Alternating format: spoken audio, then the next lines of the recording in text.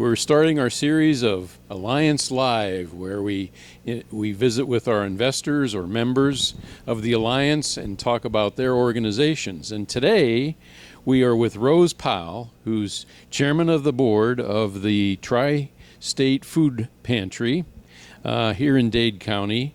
And I'm going to let her introduce herself. Well, as he says, I'm Rose Powell. This is Tri-State Food Pantry. We are located at 2026 Highway 136 in Trenton here. That's at the top of Sand Mountain, right at the four-way stop. We serve low-income households in need of food assistance here in Dade County. That's wonderful. So your role as an organization is to feed people that are in need of food. Right. They may have some, for whatever reason, either because of low income or some kind of emergency expenses in their household, may be experiencing some food insecurity and not know if they've got enough to feed their family for the week or for the month or whatever. We are an income-based program, so there is an income qualification. You do need to live in Georgia, particularly Dade County or on Lookout Mountain here for us to serve you. There are other areas that serve other areas here in Georgia. And also in North Alabama here, just nearby. But it's 130% of the federal poverty level qualifies you to get a box of food once a month from our food pantry. This is USDA food supplied by part of the federal government and the state organization that distributes the USDA food. Okay, and you also work with the Chattanooga Food Bank. That's right. We're a member organization of the Chattanooga Area Food Bank and the Atlanta Community Food Bank as well. Okay. So since you serve Alabama, do you get any assistance from the food banks there? We actually do not serve clients in Alabama anymore. Okay. Our name is a little bit misleading. This pantry was established more than 25 years ago, and at that time they did serve quite a few Alabama clients just because of our proximity. We even served maybe a few Tennessee clients just over the state line. As we became a USDA organization, the restrictions started coming into play where we couldn't give food brought through a Georgia agency to Alabama clients. So we have referred all of our Alabama clients in recent years to the food pantry that's at Flat Rock. That's the closest USDA agency that serves those residents. Okay. Now, if we have someone coming to us in an emergency situation and needing something that afternoon, we can put something together for them that still will help them but doesn't break the rules, so to speak. Sure. We'll try to do 25 years here, huh? So what? That's a rough estimate. Okay. I'm not sure, and we only have one person that's involved and on the board of directors who was around then when it was started. It was started by Sand Mountain United Methodist Church, and quickly they saw that the need was going to be more than what their church could support, so they reached out in the community, and we are supported by a number of different churches here in Dade County, about 20 or so, as well as private funding, United Way funding. We get support from Food Cities, Share Your Christmas campaign. We've had support from Ingalls Food Drives and a lot of food drives from smaller groups and schools.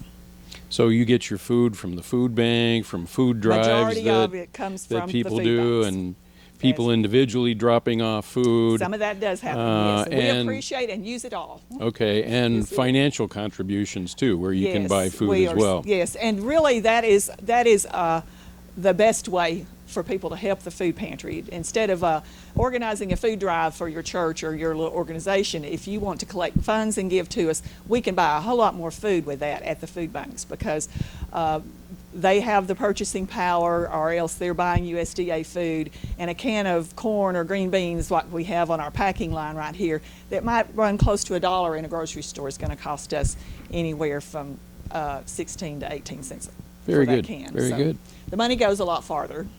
So you're a member of the Alliance for Dade, and thank you very much. Yes. We'd like to know why you decided to join our organization. Well, we have not done a lot of publicity, and we need to investigate some sources for letting people find out about our organization, and not just people who may need our services, but people who want to support our organization, because this area is a very compassionate the people of Dade County are so generous and so compassionate for their neighbors, and we want more people to know about what we do, and we realize that already our association with the Alliance for Dade is helping other people find out about us, and the work that we do here, and they can support our organization either through volunteering, funding, having a food drive, whatever. So.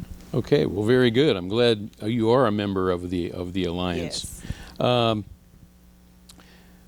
Any special message that you have for organizations or businesses in the Dade County area or members of the Alliance that you'd like to share with them? Well, I will just say that we're quite pleased with the exposure that the Alliance for Dade is giving our organization right now. And I'm excited to see what they're doing. I think this organization, the Pantry here, had been a member of the Chamber of Commerce in the past, and sometimes maybe we weren't ever sure if it was a benefit to us or not. But we can already see that we are getting benefits from exposure and people finding out about us, and by the efforts of the Alliance for Dade with their publicity and their newsletters. Great, thanks. I think we're putting out a weekly little snippet of information Right. every Monday, and then we're doing a quarterly newsletter. And I think the first newsletter we actually highlighted the food pantry in that. We were quite pleased to be featured in that. Yes, thank you for that. You're welcome. You're welcome. Is there any other thoughts that you would like to share with us? And I will just invite the community to come and see us. If you've got a group, a church group, an organization or something that would like to come and pack or come help work, we can use some more volunteers. During the pandemic, we tried to limit the number of volunteers we had, but for safety guidelines. But since more and more people are getting vaccinated, we're trying to spread the workload out a little bit. We have a lot of senior members senior citizens who are volunteers just because of the nature of the work we're doing and the time that we're doing it. So we welcome younger people, families and stuff. We've actually started getting a couple of packing groups that are coming at night now from a church or two that's helping us. We have a youth group from one of the churches coming to pack some boxes this week.